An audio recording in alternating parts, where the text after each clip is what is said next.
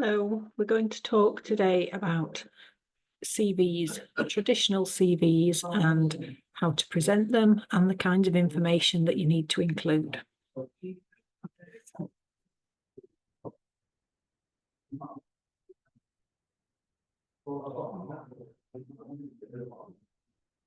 So presenting a traditional CV. So we talk about presenting information in reverse chronological order. So this is most commonly used if you have lots of relevant work experience in relation to the job that you're applying for.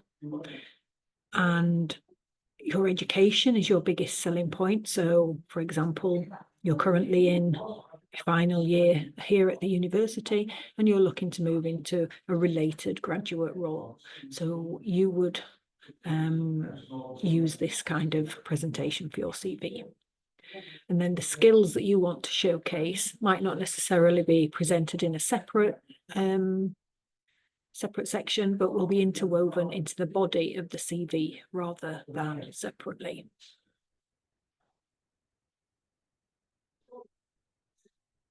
On the other hand, you might want to emphasize your skills rather than individual, specific work experience. So this emphasizes the skills required for the job in a specific section, usually called something like a skills profile, which will then include evidence, which might not necessarily be work experience, of how these skills have been acquired. And so the details of your work experience or voluntary work will be more brief. So this kind of example is often used for students who are based here at the university doing a degree or a higher level degree and are looking for part-time work. So on paper you're overqualified for the particular work that you're looking for, but the employer would be really interested in the skills that you've acquired. So, for example, if you're looking for something in retail or catering that's not related to your studies, but the skills that you have would be emphasised on the CV.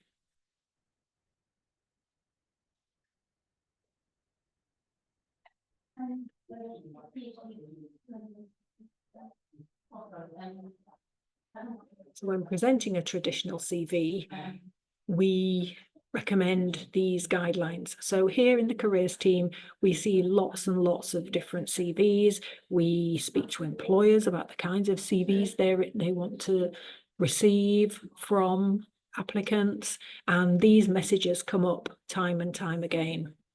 So for a traditional CV, maximum of 2 sides of printed A4 text. We suggest a font size for the main body of around 10 or 11 in an easy to read font. Maintain a consistent style throughout. So yes, if you want to emphasize things, you can use bullet points, underlining, bold text, but keep to the same style of font throughout. As I say, use bullet points to distinguish rather than writing paragraphs like you would in an essay.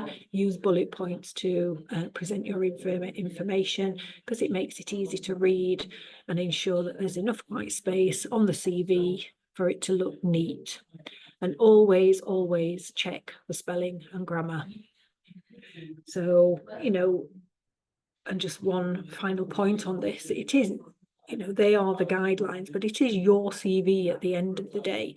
And, it is your choice. And if you want to send it out in a particular way, then, that is your prerogative, that is your choice.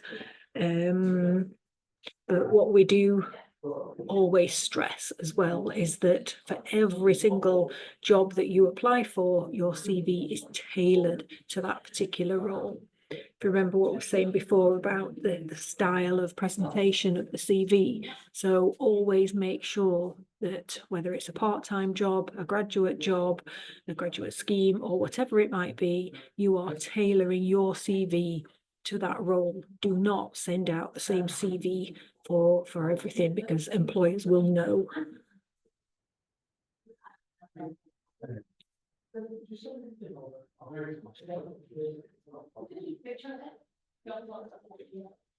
So we're going to look at the different sections in turn, the different sections to put on, to include on your CV.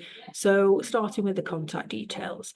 So make sure your name is printed at the top, often in a larger font. It makes it, you know, gives a nice heading to the CV, and it makes it very clear that, you know, it belongs to you.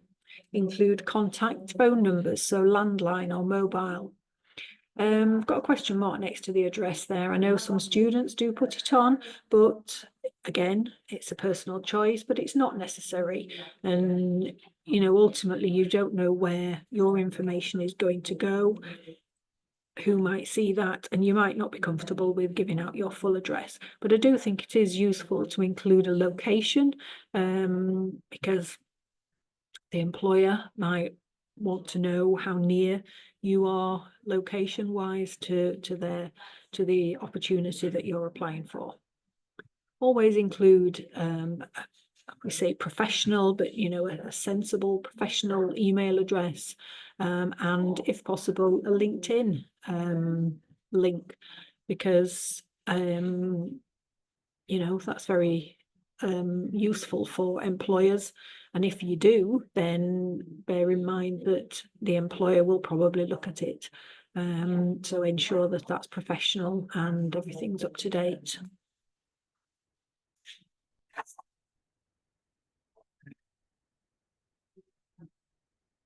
The next section on the CV is the personal profile, and that should include these 3 pieces of information. So what you are doing now, a brief description of the relevant skills and experience you have to offer the employer, and what you are looking to achieve in terms of employment with this CV.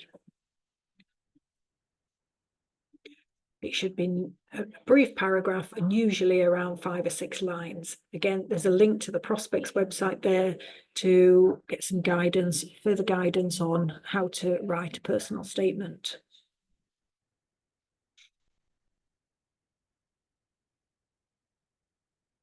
Education, as we said before, about reverse chronological order. Make sure you put your current education here at the university, that is the first thing on that list, and that you include both the start and the finish date. So even though you're still in, or you're still undertaking your studies, it gives an employer a bit of context, and they will know when your studies will come to an end. So current education first, the full name of the institution, and often a brief location. I've just mentioned the dates, the qualification you are studying for, but certainly previous qualifications, education and grades that you've achieved.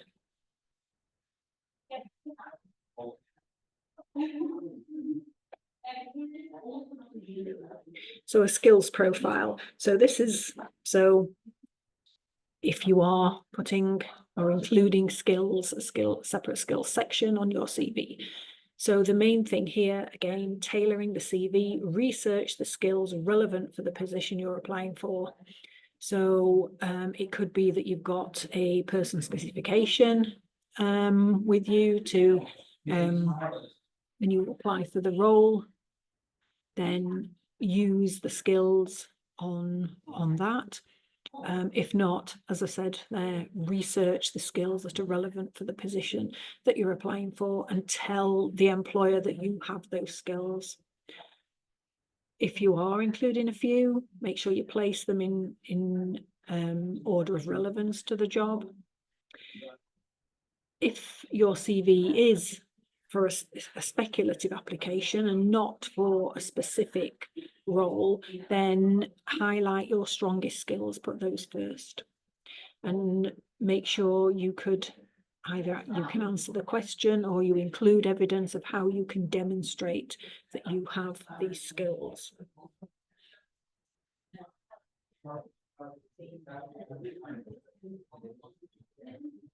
So work experience, and we call it work experience for a reason, that it's not just paid employment. We include, or you can include, everything that counts as work experience all in one section. So that could be paid, voluntary, or work shadowing.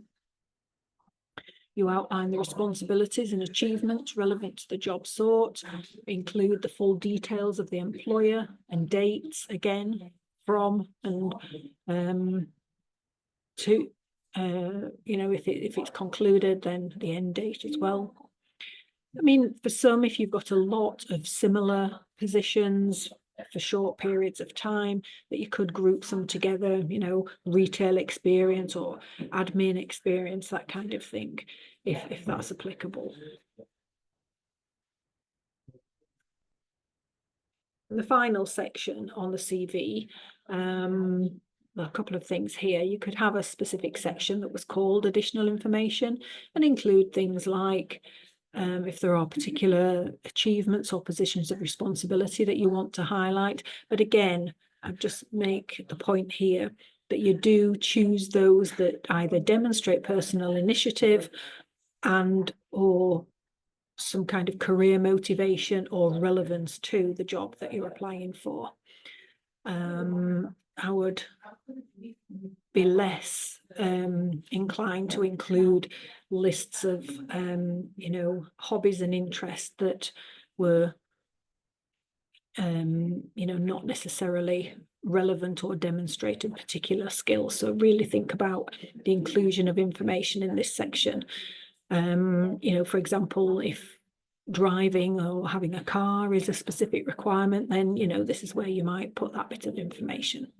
And then finally, to conclude the CV, just make the statement, references available on request. So no need to include someone else's contact details on your CV for, again, the reasons that you wouldn't put your own on that we talked about at the beginning, but also people's contact details change over time, and it might be someone you've not been in touch with for a while. So simply say references available on request and leave it at that. Okay, thank you very much for listening to this session on CVs.